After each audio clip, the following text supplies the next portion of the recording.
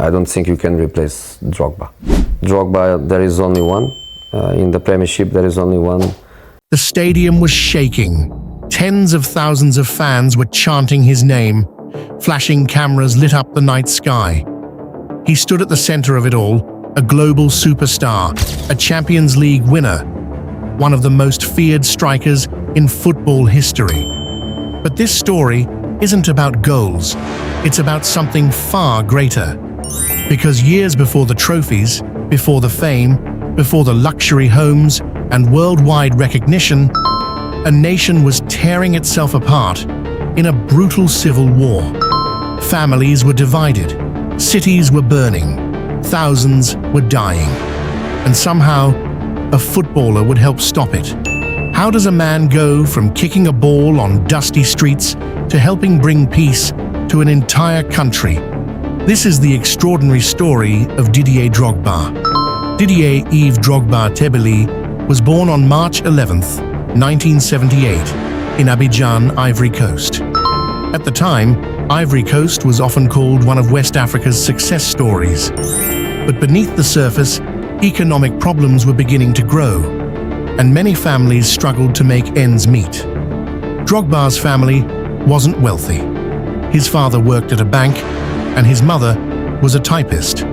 Like many African families, they did everything they could to create opportunities for their children. When Didier was just 5 years old, his parents made a difficult decision. They sent him to France to live with his uncle, a professional footballer named Michel Goba. Imagine being 5 years old, leaving your parents, moving thousands of miles away to a completely different country. For young Didier, it was confusing and lonely. But life in France wasn't easy either. His uncle eventually lost his football career, and financial difficulties forced Didier to return to Ivory Coast. Then he went back to France again. His childhood became a cycle of uncertainty, one move after another, one challenge after another. Yet throughout all the instability, one thing remained constant: football on playgrounds, streets, and local fields. Didier stood out, not because he was the most skilled, not because he was the fastest, but because he never stopped fighting. Every match felt personal. Every goal meant something. Even then, there was a fire inside him that refused to die. As a teenager, Drogba's path looked nothing like that of a future superstar. Unlike many football legends who were discovered at a young age, Didier developed late. While other future professionals were entering elite academies, he was struggling to get noticed. He attended school in France and focused on education while trying to keep his football dream alive. At one point, injuries slowed his progress. Coaches overlooked him. Scouts ignored him. Years passed, nothing happened, and the clock was ticking. By the time many footballers were already playing professionally, Drogba was still searching for an opportunity. He joined local clubs, trained relentlessly, and endured endless disappointments.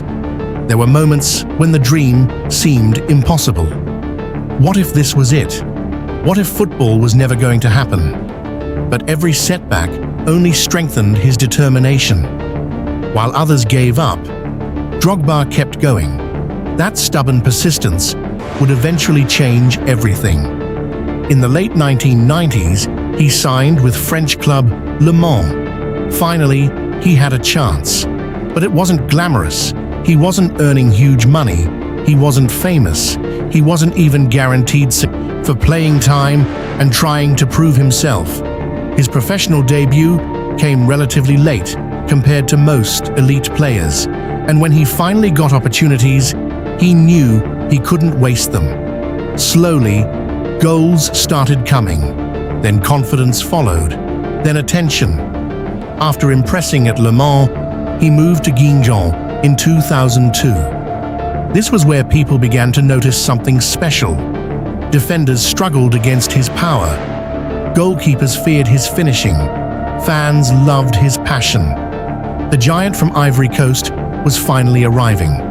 but nobody could have predicted what happened next. In 2003, Olympique Marseille signed Drogba. That move changed everything. Marseille is one of France's biggest clubs, and the pressure was enormous. Yet Drogba exploded. Week after week, he delivered unforgettable performances. Goals, assists, moments of brilliance. By the end of the season, Europe was watching. And one man was particularly impressed. Jose Mourinho, the Portuguese manager, had just arrived at Chelsea in the summer of 2004. He wanted a warrior, a striker who could lead his new empire. He chose Didier Drogba. At the age of 26, Chelsea paid around £24 million for him, a huge fee at the time. The moment the deal was completed, Didier's life changed forever. But success didn't arrive immediately. His early months in England were difficult. Critics questioned him, pundits doubted him, some even called him a flop. Then came the turning point. Instead of breaking under pressure, Drogba became stronger. Season after season, he transformed himself into one of the most complete forwards in world football. Premier League titles, FA Cups, League Cups, Golden Boots, records, iconic goals. He became the heartbeat of Chelsea. Then came the night that cemented his football immortality. May 19th, 2012, the UEFA Bayern's own stadium. Chelsea were underdogs. Late in the game, they were losing. Then Drogba rose above everyone. His header, the match went to penalties, and who stepped up for the decisive kick? Didier Drogba. One strike, one moment, one piece of history. Goal. Chelsea were champions of Europe for the first time ever. The boy who once struggled to get noticed had reached the summit of world football. But remarkably, his greatest achievement happened away from the pitch. Back home, Ivory Coast had descended into civil war in 2002.